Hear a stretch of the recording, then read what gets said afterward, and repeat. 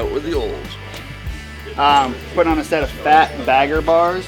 They come with an easy install kit depending on the size of the bars and what you're putting them on. This being a 23, has a cable clutch, so there'll be an extension for that. But these are a 2-piece bar. Makes it kind of handy when you get into wiring them. They come with string. You just gotta get it through the bar, and then you can just electrical tape the wires on. We'll show you that in a little bit. And they're pretty easy pulling through. I know they got a big point, but they're pretty well made. They do pull through fairly well.